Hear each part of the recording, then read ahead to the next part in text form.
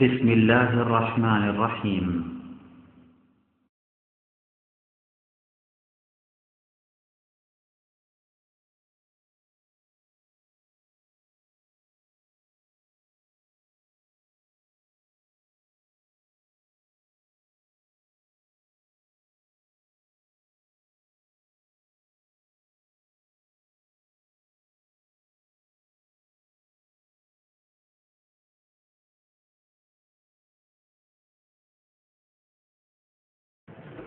السلام عليكم ورحمة الله وبركاته.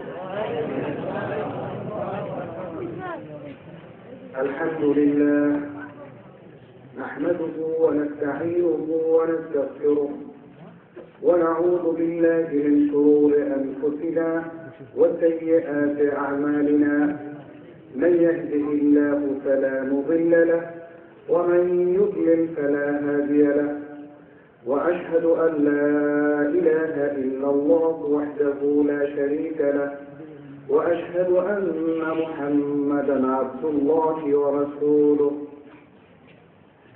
يا أيها الذين آمنوا اتقوا الله حق تقاته ولا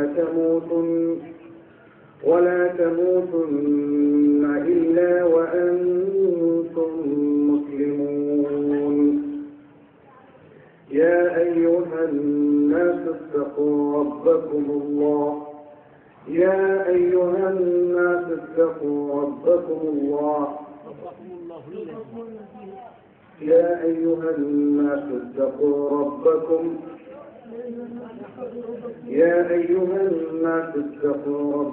الذي خلقكم من نفس واحدة وخلق منها زوجها وبث منهما رجالا كثيرا ونساء، واتقوا الله الذي تساءلون به والأرحام إن الله كان عليكم رقيبا.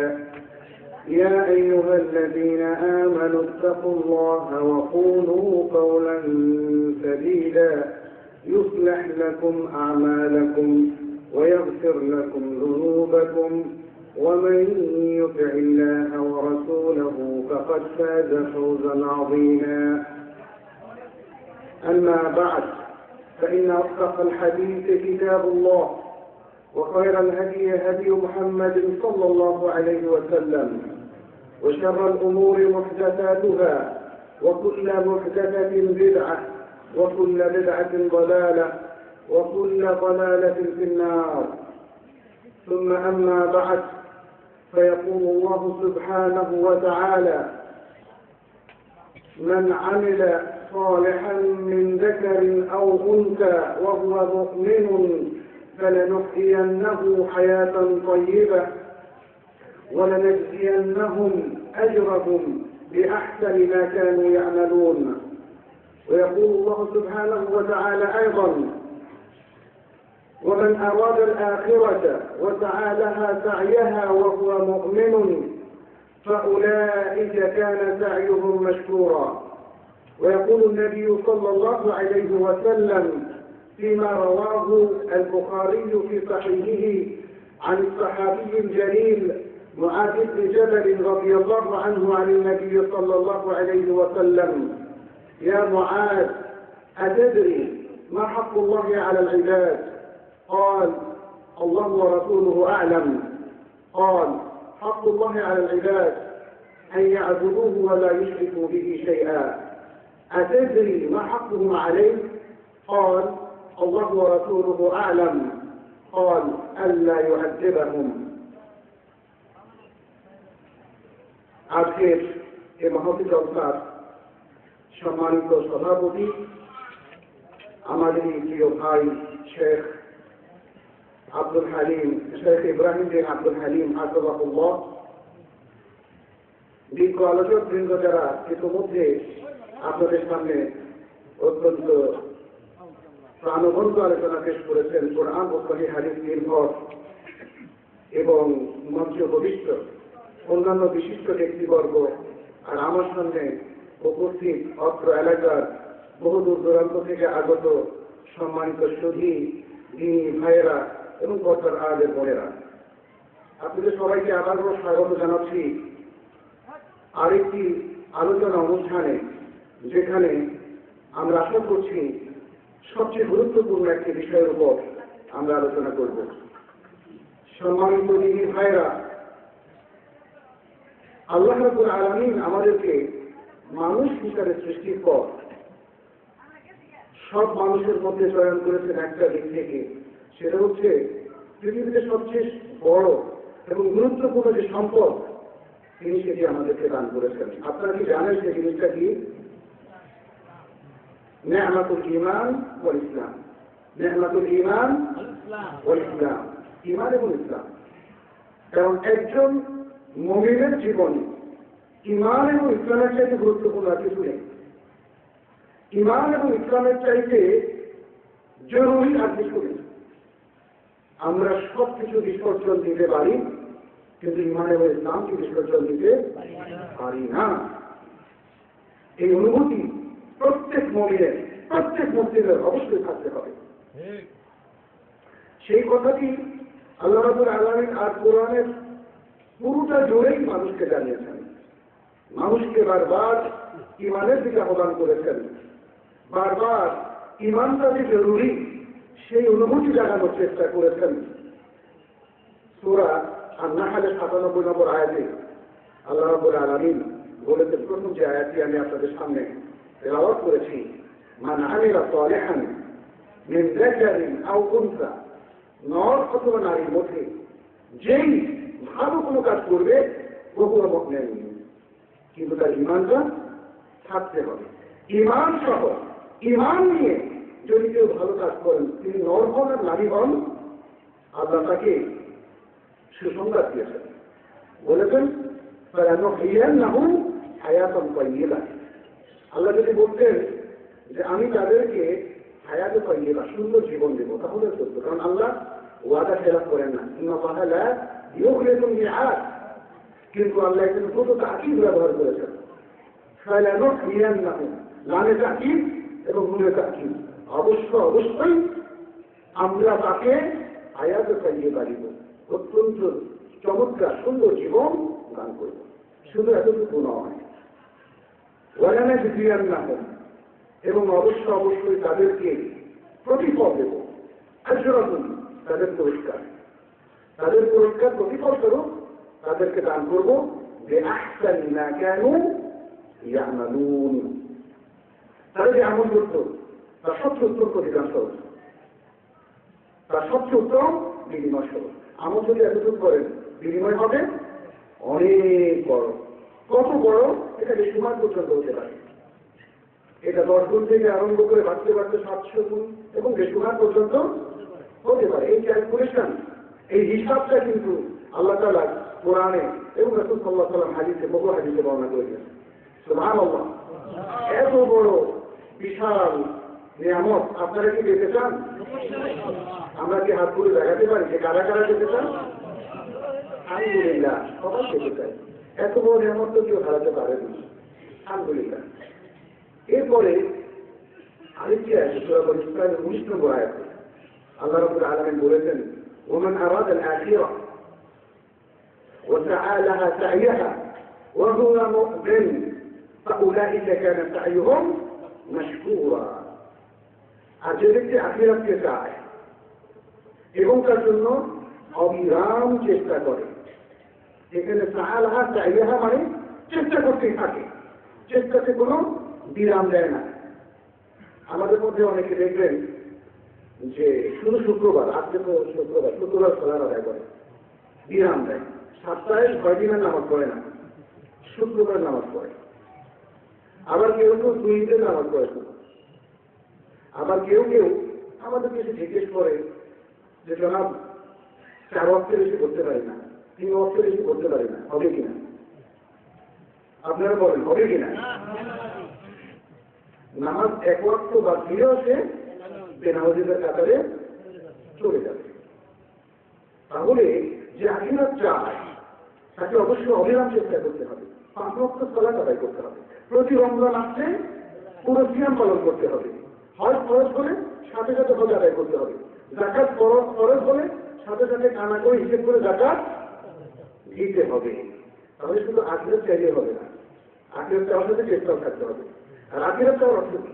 আমরা আখিরাতকে চাই, আপনি চান আর না চান আখিরাতে তো আপনি চাও, যেতেই হবে।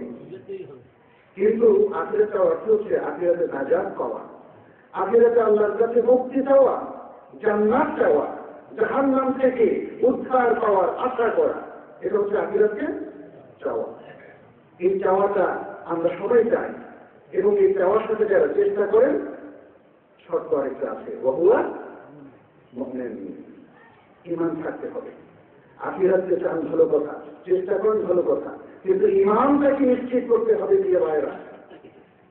তাহলে তাদের সকল প্রচেষ্টা কি হবে? আল্লাহ সেটা বলছেন, فأولئك كان سعيهم مشكورا। তাহলে তাদের এই প্রচেষ্টাটা মাকবুল হবে, অ্যাকসেপ্টেড হবে, আল্লাহর কাছে গ্রহণযোগ্য হবে। এইভাবে আল্লাহ তাআলা ঈমানের ঘোষণা বারবার দিয়েছেন। সূরা আন-নিসা 136 নম্বর আয়াত আল্লাহ তাআলা আরেকটা ঘোষণা দিয়েছেন। এই ঘোষণাটা কিছুটা ভিন্ন মাত্রিক। যেমন আল্লাহ তাআলা বলেছেন, يا أيها الذين آمنوا يا أيها الذين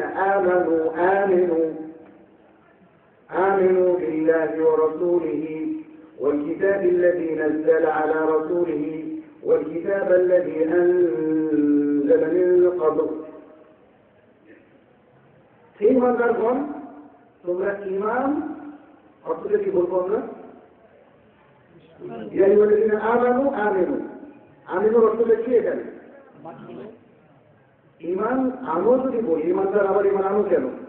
এখানে এই যে ঈমানের দুটো অর্থ আছে। একটা হচ্ছে ঈমান আনা, এটা হবে তাদের পক্ষ থেকে যারা এখনো ঈমান আনে নাই, আর যারা ঈমান এনেছে তাদের জন্য হচ্ছে ঈমানটাকে পোষণ করা, ধরে রাখা, টু হোল্ড ঈমান ইন দেয়ার হার্ট। তাদের হার্টের মধ্যে ঈমানটাকে কন্টিনিউয়াসলি ধরে রাখা। মানুষ তো কখনো কখনো ঈমান খারাপ হয়ে যায় না?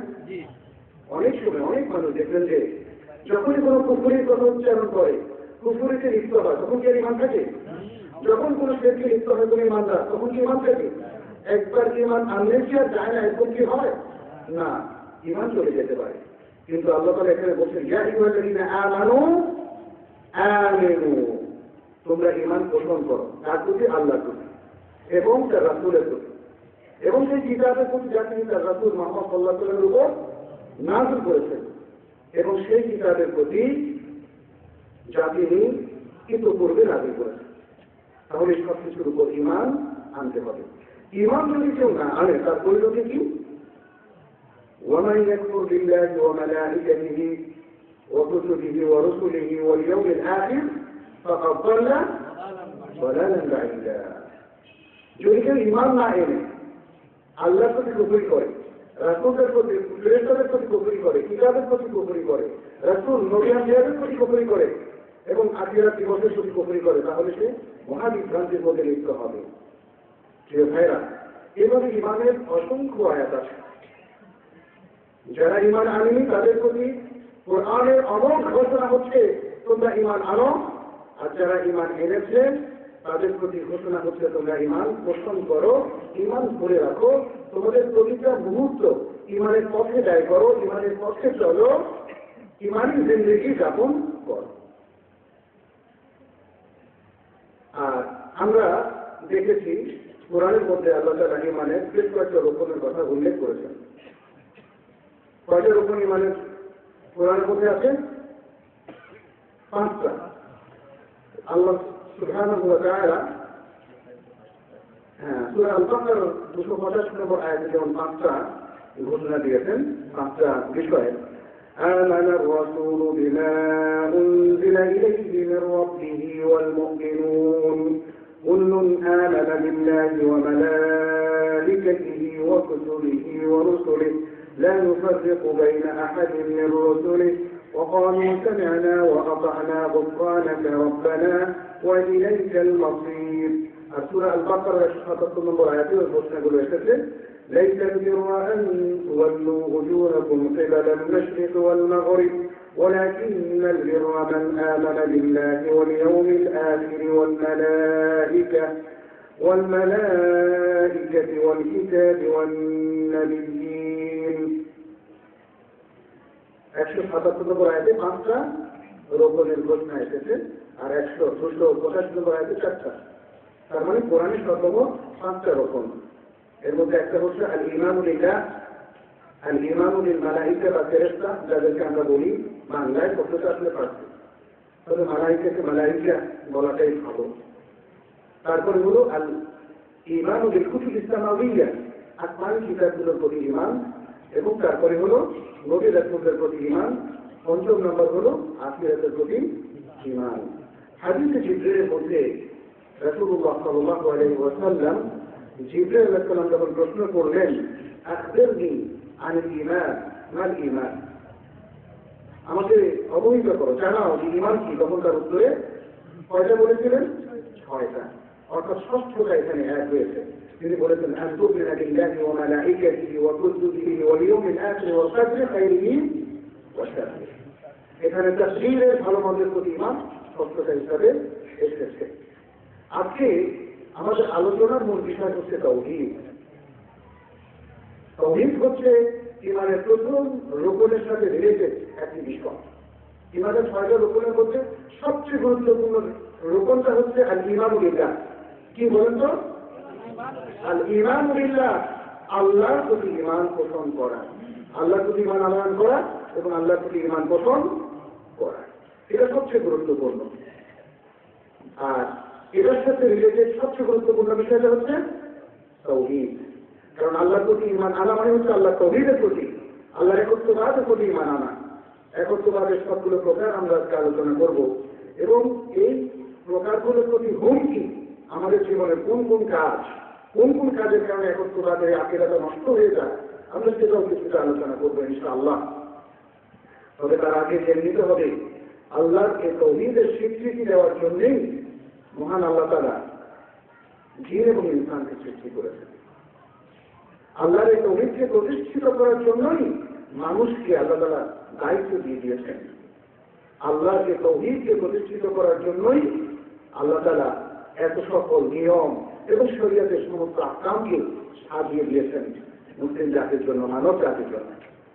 আল্লাহ তাআলা সূরা যারিয়াতের মধ্যে ঘোষণা করেছেন, ওয়া মা খালাকতুল জিন্না ওয়াল ইনসা ইল্লা লিয়াবুদুন, আমি জিন এবং ইনসানকে শুধু আমার ইবাদতের জন্যই সৃষ্টি করেছি। ইবাদত, এটা তাওহীদের একটা প্রকার। তাওহীদ ইবাদত বা তাওহীদুল উলুহিয়া বলা হয়। আল্লাহ আমাকে আপনাকে সবাইকে কি জন্য সৃষ্টি করেছেন?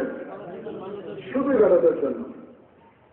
ইবাদতের জন্য বলতে হবে না, শুধু তার ইবাদতের জন্য। আমরা শুধু তার ইবাদত করবো আর কারো নয়, এটা তাওহীদের মূল কথা। এটা তাওহীদের মূল কথা, এটাকে বলা হয় তাওহীদুল উলুহিয়া।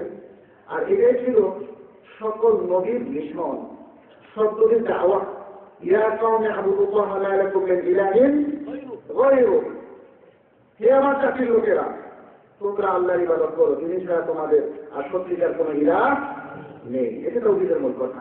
নবী রাসূলদেরকে প্রেরণ করেছেন শুধু এই তাওহীদকে স্থাপন করার জন্য, শুধু এই তাওহীদকে স্থাপন করার জন্য, প্রতিষ্ঠিত করার জন্য। এটাকে আমরা বুঝলাম, আমরা শুরুতে কিন্তু বলেছি, এগুলো ভুলে গেলে চলবে না। ঈমান হচ্ছে পৃথিবীর সবচেয়ে প্রেশাস সম্পদ, সবচেয়ে মূল্যবান সম্পদ। প্রিয় ভাই, এটা মনে রাখবেন, এটা আমাদের সফটওয়্যার, অর্থাৎ আমাদের মাথার প্রোগ্রামিং এর মধ্যে রেখে দিতে হবে। ভুলে গেলে চলবে না যে সবচেয়ে বড় সম্পদ ঈমান। অতএব আমরা অনেক সময় দুনিয়া সম্পদের পেছনে ছুটি। মনে রাখবেন, ওই ব্যক্তি অত্যন্ত বোকা যে দুনিয়ার নিম্নমানের সম্পদের জন্য সবচেয়ে মূল্যবান ঈমানের সম্পদকে বিক্রি করে। আপনাকে তাদের মধ্যে অন্তর্ভুক্ত হতে চান? আমরা কেউ তাদের মধ্যে অন্তর্ভুক্ত হতে চাই না। আলহামদুলিল্লাহ, এটা হলো একটা নেয়ামত। আমরা আমাদের ঈমানের মতো মহামূল্যবান সম্পদকে কখনোই হারাতে চাই না, দুনিয়ার যে কোনো সম্পদের বিনিময়ে হোক না কেন। এটা হচ্ছে একটি কথা। দ্বিতীয় হলো, আমরা বুঝলাম ঈমানের মূল বিষয়টাই হচ্ছে তাওহীদ। কারণ তাওহীদের ভিত্তিতে যদি ঈমান প্রতিষ্ঠিত না হয়, তাহলে আপনার তাওহীদ ঈমানের যে অন্যান্য রূপগুলো আছে সেগুলো অর্থহীন হয়ে পড়বে। আজকে যদি তাওহীদকে আমরা প্রতিষ্ঠিত করতে না পারি, তাওহীদকে বুঝতে না পারি, তাওহীদ অনুযায়ী জীবনকে গঠন করতে না পারি, তাহলে আমাদের অন্য প্রসঙ্গ সবগুলো গৌণ হয়ে পড়বে, অর্থহীন হয়ে পড়বে। আমরা কি সেটা চাই? আমরা কেউ সেটা চাই না। অতএব আসুন আমরা তাওহীদ সম্পর্কে তাহলে একটু জেনে নেই। মহান আল্লাহ তাআলা তার নিজের একত্ববাদ সম্পর্কে কি জ্ঞান আমাদেরকে দিয়েছেন, এবং আল কোরআন সেখানে কি বলছে, সুন্নাহ সেখানে কি বলছে, এবং আমাদের কি করণীয় তা নির্ধারণ করে নেই। ঈমান বিল্লাহ গুরুত্বপূর্ণ অংশ হচ্ছে তাওহীদ। এটা আমরা একটু আগেই বলেছি। তাওহীদ মানে হচ্ছে একত্ববাদ। এই তাওহীদটা 3 ভাগে বিভক্ত। আপনারা অনেকেই জানেন, আমি শুনতে চাই আপনাদের কাছ থেকে। 1 নম্বর কি? তাওহীদুর রুবুবিয়্যাহ, রব হিসাবে আল্লাহকে স্বীকৃতি প্রদান করা। তাওহীদুর রুবুবিয়্যাহ মনে রাখবেন, এটা মুখস্থ করে দেবেন সবাই। অনেকে হয়তো বলবেন আরবি শব্দ অনেকগুলো মুখস্থ করি না আমরা। সালাত বললে বুঝি না আমরা, হজ বললে বুঝি না, যাকাত বললে বুঝি না। অতএব এগুলো হচ্ছে তার পরিভাষা। এই পরিভাষাগুলো দিয়ে ভাইরা আমাদেরকে মুখস্থ করে হিসাবে বুঝতে হবে। তাওহীদুর রুবুবিয়্যাহ আমরা একটু পরে ব্যাখ্যা করছি। দ্বিতীয় হচ্ছে তাওহীদুল উলুহিয়্যাহ, অথবা যেটাকে তাওহীদুল ইবাদাও বলা হয়। তাওহীদুল উলুহিয়্যাহ অথবা তাওহীদুল ইবাদা। আর 3 নম্বর হচ্ছে তাওহীদুল আলাসমা ওয়া সিফাত। আমরা তিনটাই ব্যাখ্যা করবো ইনশাআল্লাহ। যদিও অনেক বিষয় এখানে আপনাদের সাথে শেয়ার করার মতো আছে, জানি না সময় আমাদেরকে সে পারমিশন দেবে কিনা, কিন্তু আমরা চেষ্টা করবো আপনাদের সামনে সংক্ষিপ্ত ভাবে হলেও গুরুত্বপূর্ণ বিষয়গুলো তুলে ধরতে। প্রথমত তাওহীদুল রুবুবিয়্যাহ, এখানে রব শব্দটি এসেছে, আল্লাহকে একমাত্র রব হিসেবে স্বীকৃতি দেওয়া। এটা হচ্ছে তাওহীদুর রুবুবিয়্যাহর মূল কথা।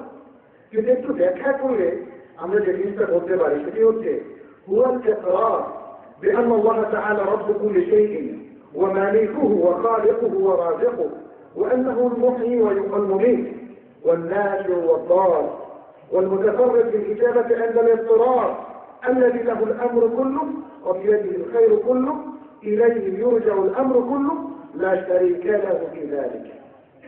একটু ব্যাখ্যা করলে এতটুকু বলা যায়, এই স্বীকৃতি দেওয়া যে আল্লাহ তাআলা সবকিছুর রব, আল্লাহ তাআলা সবকিছুর রব, তিনি সবকিছু মালিক, তিনি সবকিছু স্রষ্টা, এবং তিনি সব প্রাণীর বিবেকদাতা।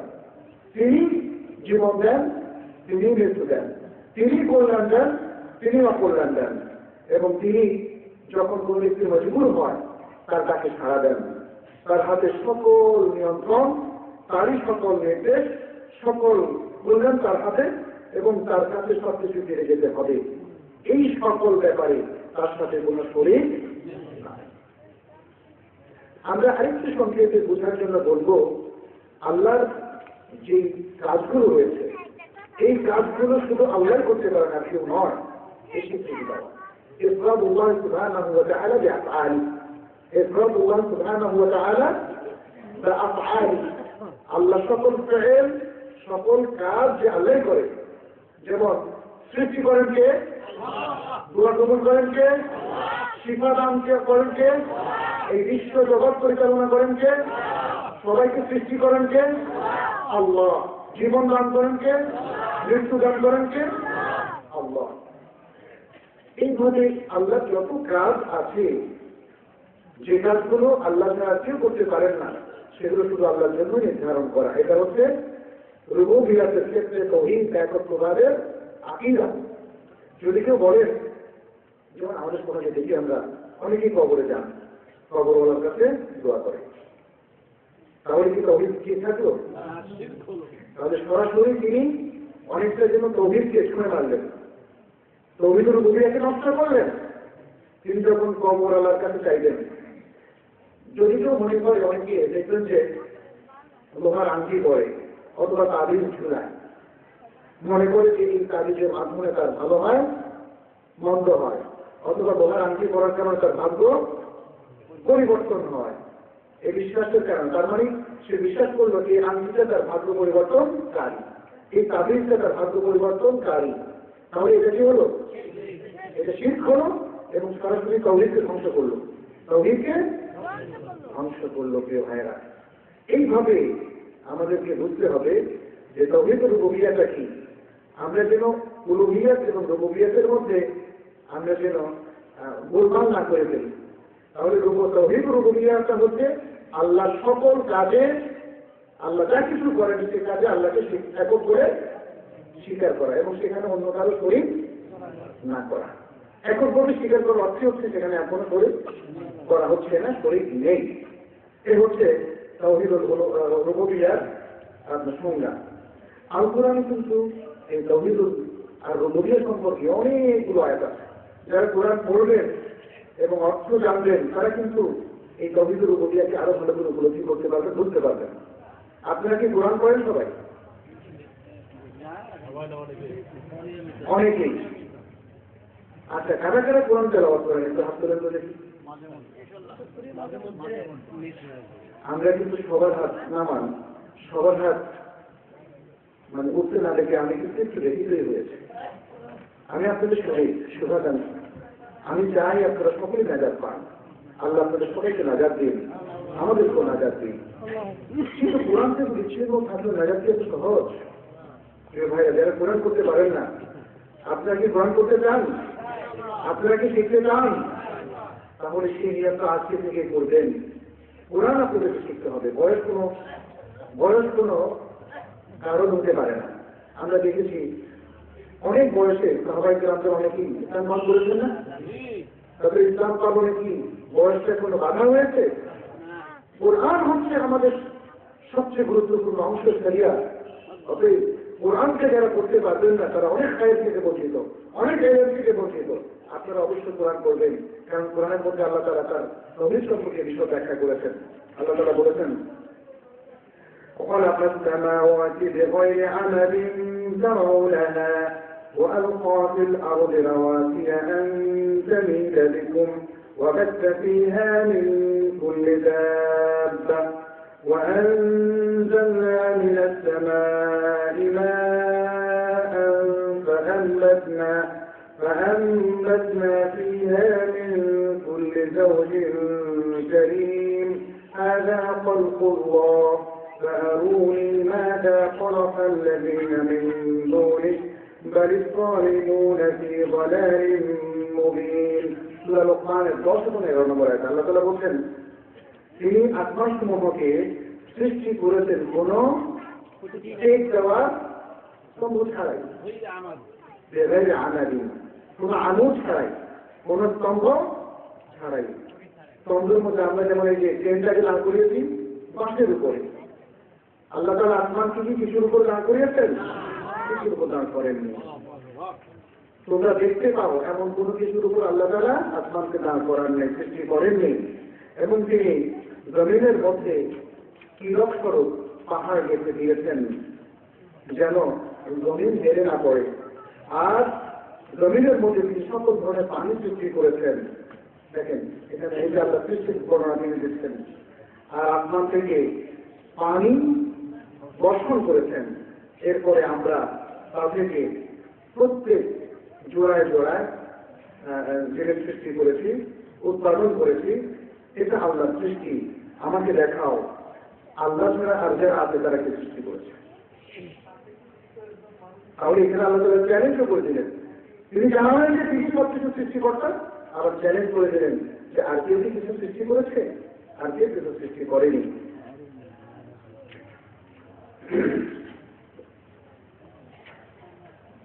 আচ্ছা, এইভাবে আল কোরআনের মধ্যে আল্লাহ তাআলা আল্লাহু খালিকুল কুল্লি শাই, আল্লাহ সবকিছু স্রষ্টা এভাবে বলেছেন। আর অনেকগুলো আয়াত আমরা যদি যাচ্ছি না, কিন্তু এই কতটা 26-30 আয়াতের মধ্যে সৃষ্টি বর্ণনা আছে। তার মানে হচ্ছে আমরা বলতে পারি অসংখ্য আয়াতের মধ্যে সৃষ্টি আল্লাহই যে সৃষ্টিকর্তা সে বর্ণনা তিনি দিয়েছেন। এখন একটা প্রশ্ন আসে, আচ্ছা আমরা তো আল্লাহকে অবিশ্বাস মানলাম, এই মানাটা কি যথেষ্ট? এই মানাটা যথেষ্ট নয়। এটা মানতেই হবে, তবে এই মানাটা যথেষ্ট নয়। তার প্রমাণটা কি? তার প্রমাণ হচ্ছে আল কোরআনের মধ্যে আল্লাহ তাআলা সেটা উল্লেখ করেছেন। সূরা ইউসুফের 106 নম্বর আয়াতে বলেছেন ওয়া মা ইউমিনু আকতারুহুম বিল্লাহি ইল্লা ওয়া হুম মুশরিকুন, যে তাদের অধিকাংশ ঈমান আনে, তবে ঈমান আনার সাথে সাথে তারা শিরক করে, তারা মুশরিক। শিরক মিশ্রিত ঈমান কোনো কাজে আসবে না। এখানে একটা চমৎকার ফর্মুলা আল্লাহ দিয়েছেন। ঈমানটা হতে হবে কমপ্লিট, ঈমানটা হতে হবে কমপ্লিট, পরিপূর্ণ। এখানে যদি আংশিক ঈমান হয়, অথবা যেমন একটা বালতি, একটা বড় গামলা, সেখানে পানি রাখলেন, যদি একটা ছোট্ট ফুটা থাকে, পানি কি থাকে? আস্তে আস্তে পানিটা সব ওই শেষ হয়ে যায়। ঈমানের অবস্থা হচ্ছে এরকম, ঈমানের গায়ে যদি কোনো ফুটা থাকে, সেই ফুটা দিয়ে শিরক অথবা কুফর প্রবেশ করলো, তাহলে ঈমান কি আর থাকবে? ঈমান থাকবে না।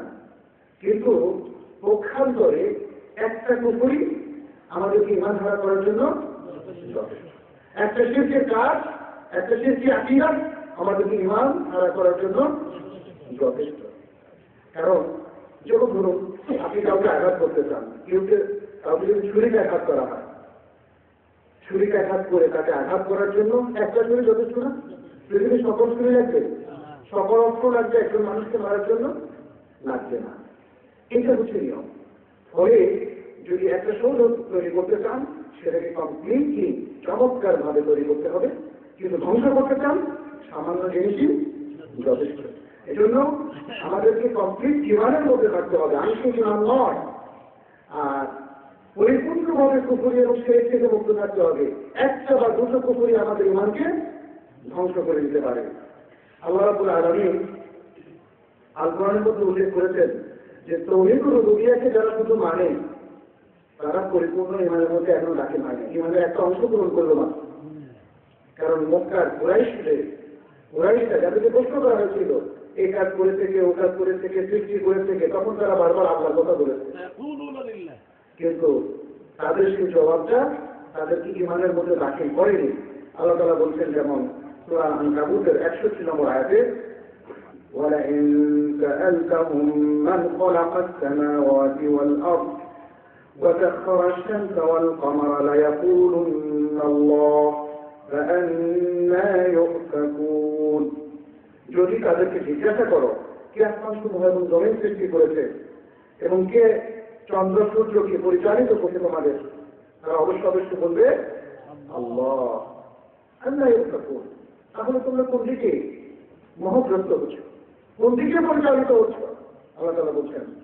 আর এরপরে সূরা আনকাবুতের 20 নম্বর আয়াতে আবার আল্লাহ তাআলা বলছেন, وَلَئِن سَأَلْتَهُم مَّن نَّزَّلَ مِنَ السَّمَاءِ مَاءً فَأَحْيَا بِهِ الْأَرْضَ مِن بَعْدِ مَوْتِهَا لَيَقُولُنَّ اللَّهُ قُلِ الْحَمْدُ لِلَّهِ بَلْ أَكْثَرُهُمْ لَا يَعْقِلُونَ। যদি তাদেরকে জিজ্ঞাসা করো যে আসমান থেকে কে পানি বর্ষণ করেছে, তারপর তার দিয়ে জমিনকে তার মৃত্যুর পরে পুনরুজ্জীবিত করেছে, তারা অবশ্যই বলবে আল্লাহ।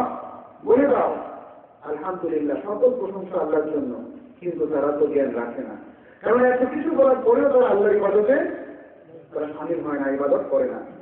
এরপরে আল্লাহ তাআলা বলছেন আরেকটি বড় আয়াত, আল মুমিনুনের 84, 85, 86, 87, 88, 89, এই কয়েকটা আয়াতে আল্লাহ তাআলা বলছেন, قُلْ لِمَنِ الْأَرْضُ وَمَنْ فِيهَا إِن كُنتُمْ تَعْلَمُونَ سَيَقُولُونَ لِلَّهِ قُلْ أَفَلَا تَذَكَّرُونَ। বলো এই জমিনটা, এই জমিনের মধ্যে যা কিছু আছে তা কার? তোমরা জেনে থাকো। অচিরেই তারা বলবে আল্লাহ। দেখেন, তারা বুঝবে, কিন্তু তারা বলছে কার? আল্লাহ। قُلْ أَفَلَا تَذَكَّرُونَ। বলো তোমরা কি উপদেশ গ্রহণ করো না? তোমরা কি বুঝো না? قُلْ مَنْ رَبُّ السَّمَاوَاتِ السَّبْعِ وَرَبُّ الْعَرْشِ الْعَظِيمِ سَيَقُولُونَ لِلَّهِ قُلْ أَفَلَا تَتَّقُونَ। বলো 7 আসমান সমূহের রব কে, মহান আরশের রব কে? অচিরেই তারা বলবে আল্লাহ। قُلْ أَفَلَا تَتَّقُونَ। তারপরেও তোমরা কি সচেতন হচ্ছ না? তোমরা কি আল্লাহকে ভয় করছো না? قُلْ مَنْ بِيَدِهِ مَلَكُوتُ كُلِّ شَيْءٍ وَهُوَ يُجِيرُ وَلَا يُجَارُ عَلَيْهِ إِن كُنتُمْ تَعْلَمُونَ سَيَقُولُونَ لِلَّهِ قُلْ فَأَنَّىٰ تُسْحَرُونَ। বলো কার হাতে সবকিছু নিয়ন্ত্রণ? কার হাতে সবকিছু নিয়ন্ত্রণ? কে আশ্রয় দেন? তার উপর কে আশ্রয় দিতে পারে না। যদি তোমরা জেনে থাকো তাহলে বলো কার হাতে সবকিছু নিয়ন্ত্রণ? তারা বলবে আল্লাহর হাতে। বলো তোমরা কোন দিকে মহব্বত করছো? আজকেও এই বাংলাদেশবাসী তথা সারা বিশ্বের মুসলমানদের কাছে আমাদের প্রশ্ন, যারা এখনো তাওহীদকে ভালো করে বুঝতে পারেননি, তাওহীদের ধারায় জীবনকে গঠন করেননি, এই সুবিশাল আকাশ, এই সুন্দর জমিন, এই যে বিশাল মানব গোষ্ঠী, তাদের স্রষ্টাকে আল্লাহ। যদি আমরা সেটা জেনে থাকি তাহলে আমাদের প্রশ্ন, কোন দিকে এই বিশাল জনগোষ্ঠী ধাবিত হচ্ছে? কেন তারা তাওহীদের দিকে ফিরে আসে না? কেন তারা আল্লাহর রুবুবিয়তের এই মহান উপলব্ধির দিকে ফিরে আসে না? প্রিয় ভাইরা, আজকে সেই প্রশ্নটি আমাদেরকে করতে হবে। আল্লাহর মহত্ব, আল্লাহর বরত্ব, আল্লাহর যে মহান গুণাবলী, আল্লাহর যে মহান কুদরত, এগুলো উপলব্ধি করতে হবে। এই উপলব্ধি করলেই তাওহীদ ও রুবুবিয়ত সম্পর্কে আমাদের সঠিক বিশ্বাস আসবে। তাওহীদ ও রুবুবিয়ত নষ্ট হয়ে যায়, আপনি বিশ্বাস করার পরেও নষ্ট হয়ে যায় যদি কেউ আল্লাহর অস্তিত্বকে অস্বীকার করে। মুসলিম ঘরে অনেক সন্তান আমরা ব্লগে দেখি, আল্লাহ নিয়ে, রাসূল নিয়ে, রাসূল সাল্লাল্লাহু আলাইহি ওয়াসাল্লামকে নিয়ে অনেক আপত্তিকর মন্তব্য করেন, অস্তিত্ব দিয়ে প্রশ্ন করেন। এটা কিন্তু রুবুবিয়তকে ধ্বংস করা, এবং এটা হচ্ছে নাস্তিকতা। এটা কি নাস্তিকতা?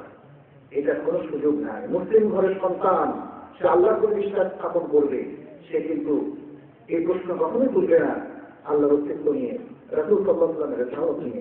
প্রিয় ভাইরা, এটা সাবধান থাকবেন। আজকে আমার আপনার সন্তান যাদের হাতে ইন্টারনেট চলে এসেছে, তারা কিন্তু ব্লগিং করে।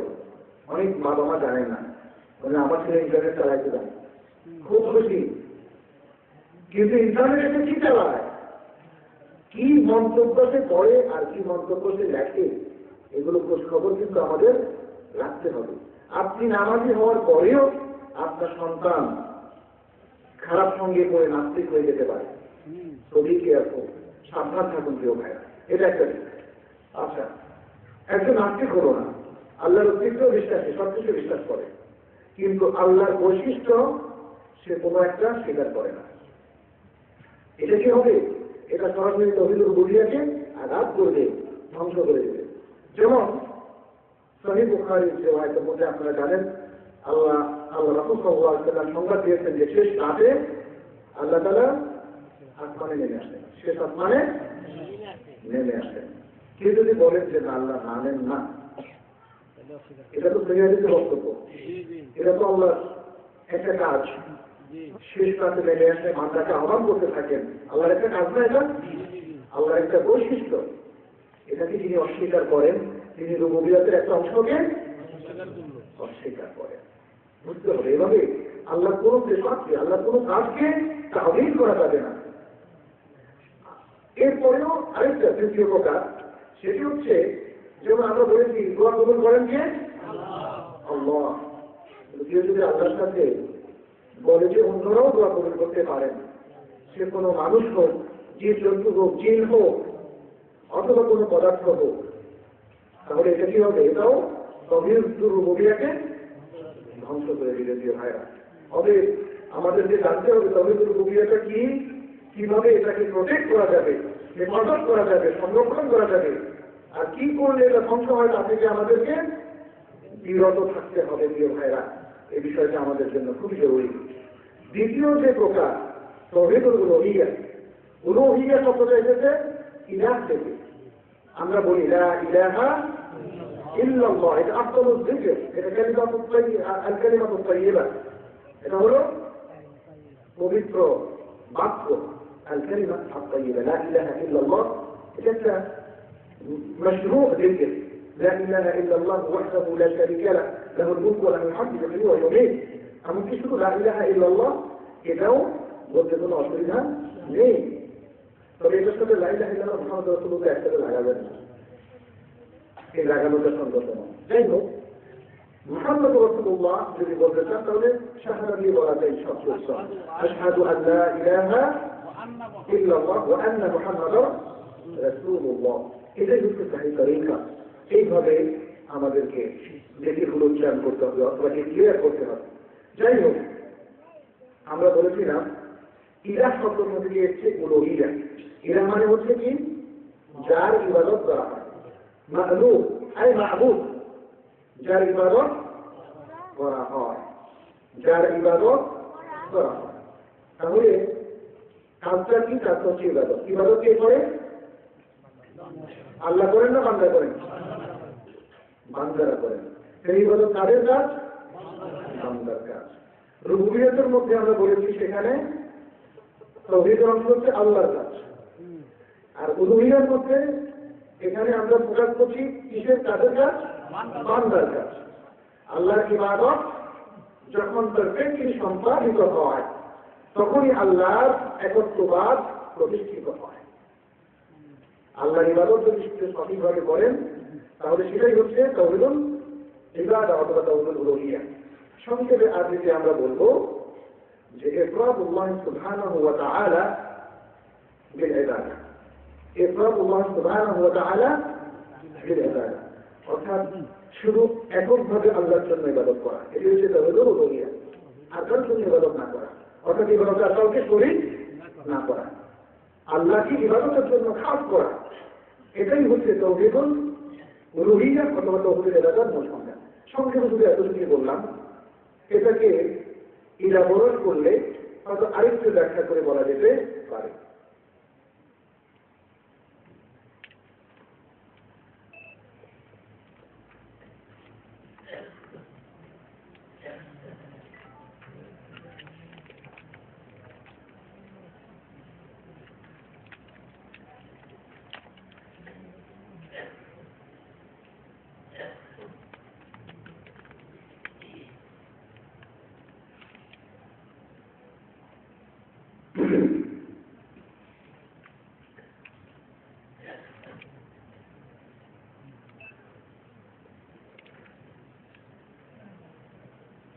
তাহলে তাওহীদুল উলুহিয়ার এই যে একটা সংজ্ঞা, তা থেকে আমরা বুঝতে পারলাম যে আমাদের জানতে হবে সালাত করতে হবে কার জন্য? কোরবানি করতে হবে কার জন্য? রোজা রাখতে হবে কার জন্য? হজ করতে হবে কার জন্য? আনুগত্য করতে হবে কার? মাহাব্বত রাখতে হবে কার প্রতি? আল্লাহর প্রতি। তাহলে এই যে অনেক প্রকার ইবাদতের কথা বললাম, সবগুলো একমাত্র আল্লাহর জন্য করতে হবে, এই বিশ্বাস থাকাটাই হচ্ছে তাওহীদুল উলুহিয়া। এটা জরুরি। এবং আমরা শুরুতে বলেছিলাম এই তাওহীদুল উলুহিয়াকে প্রতিষ্ঠিত করার জন্যই আল্লাহ তাআলা জিন এবং ইনসানকে সৃষ্টি করেছেন, এবং এই তাওহীদুল উলুহিয়াকে প্রতিষ্ঠিত করার জন্যই মহান আল্লাহ তাআলা নবী রাসূলদেরকে প্রেরণ করেছেন। আর কোরআন থেকে আমরা কিছু উদাহরণ পেশ করব। যেমন আল্লাহ তাআলা কখনো ইবাদত করার নির্দেশ দিয়েছেন, বান্দাদেরকে ইবাদত করার নির্দেশ দিয়েছেন। আল্লাহ তাআলা বলেন يا أيها الناس اعبدوا ربكم الذي خلقكم والذين من قبلكم لعلكم تتقون। হে মানুষেরা, তোমরা তোমাদের সেই রবকে ভয় করো যিনি তোমাদেরকে সৃষ্টি করেছেন এবং তোমাদের পূর্ববর্তীদেরকে সৃষ্টি করেছেন যাতে তোমরা মুত্তাকি হও।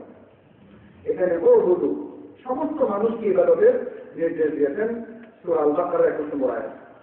এরপরে সূরা নিসার 36 নম্বর আয়াতে আল্লাহ তাআলা বলেন ওয়া'বুদুল্লাহা ওয়া লা তুশরিকু বিহি শাইআ। আল্লাহর ইবাদত করো এবং তার সাথে কোনো কিছু শরীক করো না। আল্লাহর ইবাদত করো এবং তার সাথে কোনো কিছু শরীক করো না। এই যে শরীক করো না, এটা তাওহীদের ঘোষণা নেই। তাওহীদ মানেই হচ্ছে শিরক মুক্ত থাকা, শিরক মুক্ত থাকা। শিরক মুক্ত থাকলে সেখানে তাওহীদ থাকে না। এরপরে সূরা আল ইসরা বা বনী ইসরাঈল যাকে বলা হয়, তার 23 নম্বর আয়াতে আল্লাহ তাআলা বলেন ওয়াকাদা রাব্বুকা আল্লা তা'বুদু ইল্লা ইয়্যাহ। তোমার রব নির্দেশ দিয়েছেন যে তাকে ছাড়া আর কারো ইবাদত যেন না করো। তোমার রব নির্দেশ দিয়েছেন যেন শুধু তারই ইবাদত করো আর কারো নয়। 2 নম্বর হচ্ছে আল্লাহ তাআলা বলেছেন যে ইবাদতের যে মেন উদ্দেশ্য, যেটি আমরা সূরা যারিয়াতের 57 নম্বর আয়াতে পাই ওয়া মা খালাকতুল জিন্না ওয়াল ইনসা ইল্লা লিয়া'বুদুন ওয়া মা আরসালনা মিন ক্বাবলিকা মির রাসূলিন ইল্লা নূহী ইলাইহি আন্নাহু লা ইলাহা ইল্লা আনা ফা'বুদুন। সূরা আল-আনবিয়ার মধ্যে যে তোমার পূর্বে যে রাসূলকে আমরা প্রেরণ করেছি তার কাছে এই ওহী দিয়েছি যে আল্লাহ ছাড়া সত্যিকার কোনো ইলাহ নেই, অতএব আমার ইবাদত করো। আল্লাহ বলছেন আমার ইবাদত করো। সূরা আন-নাহলের 36 নম্বর আয়াতে আল্লাহ তাআলা বলছেন ওয়ালাকাদ বা'আথনা ফি কুল্লি উম্মাতির রাসূলান আন ইয়া'বুদু আল্লাহ ওয়াজতানিবু আত-তাগুত। অবশ্যই আমরা প্রেরণ করেছি প্রত্যেক জাতির মধ্যে একজন করে রাসূল এই নির্দেশ দিয়ে যে আল্লাহর ইবাদত করো এবং তাগুতকে পরিহার করো। এইভাবে আল কোরআনের মধ্যে আমরা দেখি আল্লাহ রাব্বুল আলামিন একদিকে ইবাদতের নির্দেশ বিভিন্নভাবে প্রদান করেছেন, অন্যদিকে শিরিক করাকে নিষেধ করেছেন, শিরিকের প্রতি মানুষকে সতর্ক করেছেন। আল্লাহ তাআলা বলছেন ইন্নাহু মান ইউশরিক বিল্লাহি ফাকাদ হারামাল্লাহু আলাইহিল জান্নাহ ওয়া মাওয়াহু আন-নার ওয়া মা লিয-যালিমিনা মিন আনসার। সূরা আল-মাইদার 72 নম্বর আয়াত। নিশ্চয়ই আল্লাহর সাথে যে ব্যক্তি শিরিক করে আল্লাহ তার উপর হারাম করে দিয়েছেন জান্নাতকে এবং তার বাসস্থান হবে জাহান্নাম, আর জালেমদের জন্য কোনো সাহায্যকারী থাকবে না। আসসালামু আলাইকুম। সম্মানিত মুসলিমরা, আপনারা শুনতেছেন ধারাবাহিক বক্তব্য চলবে। তো আপনাদের জন্য শুভ সংবাদ হলো আপনাদের যার প্রশ্ন আছে এই প্রধান বক্তার আলোচনার পরেই প্রশ্ন করতে পারবেন ইনশাআল্লাহ। লিখিত প্রশ্ন আপনারা লিখে প্রশ্নের উত্তর দেওয়া হবে ও আমাদের মিলে যাবে। আল্লাহ রাব্বুল আলামিন সূরা আল-ইসরা 39 নম্বর আয়াতে আরো বলেছেন ওয়ালা তাজআল মা'আল্লাহি ইলাহান আখার ফাতুলকা ফি জাহান্নামা মাদুমান মাদহুরা। আর আল্লাহর সাথে আর কোনো ইলাহ স্থির করো না, আল্লাহর সাথে আর কোনো মাবুদ স্থির করো না, তাহলে জাহান্নামের মধ্যে অত্যন্ত তিরস্কৃত অপদস্থ হয়ে নিক্ষিপ্ত হবে। অতএব আজকে ঈমান থেকে দূরে সরে যাওয়া, তাওহীদ থেকে দূরে সরে যাওয়া, এটা যে আপনার ইচ্ছার বিষয়টা কথা তা নয়। এর পেছনে থাকবে আখিরাতে একটা অবমাননা করে জিন্দেগি, যেটা থেকে দুনিয়াতে আল্লাহ তাআলা বারবার সতর্ক করে দিচ্ছেন। কারণ আল্লাহ তাআলা তার বান্দাদেরকে আমাদের সবাইকে অত্যন্ত ভালোবাসেন। আল্লাহ চান না তার বান্দারা আসলে শাস্তিপ্রাপ্ত হোক। আল্লাহ চান তার বান্দাদের প্রত্যেককেই তিনি যেন ক্ষমা করে দিতে পারেন, তিনি যেন জান্নাত দিতে পারেন। এই জন্যে আল্লাহ তাআলার ব্যবস্থা করে এত সুন্দর। সহিহ বুখারীর কিতাব তাওহীদের মধ্যে হাদিসগুলো পড়লে আপনি দেখবেন সেখানে শেষ ব্যক্তি যাকে জাহান্নাম থেকে বের করা হবে তার ডেসক্রিপশনটা কত সুন্দরভাবে দেওয়া আছে। সুবহানাল্লাহ। আল্লাহ যার অন্তরে যাররা পরিমাণ, শস্য দানা পরিমাণ, হাব্বাতুল কালিমিন ঈমান, সরষে দানা পরিমাণ ঈমানও আছে, তাকেও জাহান্নাম থেকে শাস্তি ভোগের পরে বের করে নিয়ে আসবেন ঈমানের কারণে। কিসের কারণে? ঈমানের কারণে। একমাত্র ওই ব্যক্তিরা যাদের কোনো ঈমানই ছিল না, মৃত্যুর সময় ঈমান খারাপ হয়ে চলে গিয়েছে, শুধু তারাই ছিল জাহান্নামী হবে। তাহলে আল্লাহ তাআলা আসলে মূলত চান মানব জাতি সকলেই জাহান্নাম থেকে বেঁচে যাক। সেজন্য তিনি যারা ঈমান এনেছে তাদেরকে নির্দেশ দিয়ে তিনি বলেছেন ইয়া আইয়ুহাল্লাযীনা আমানু কু আনফুসাকুম ওয়া আহলিকুম নারা। হে ঈমানদার লোকেরা, তোমরা নিজেদেরকে এবং নিজেদের পরিবার পরিজনকে জাহান্নামের আগুন থেকে বাঁচাও। আল্লাহু আকবার। দরদ না থাকলে আল্লাহ তাআলা বলতেন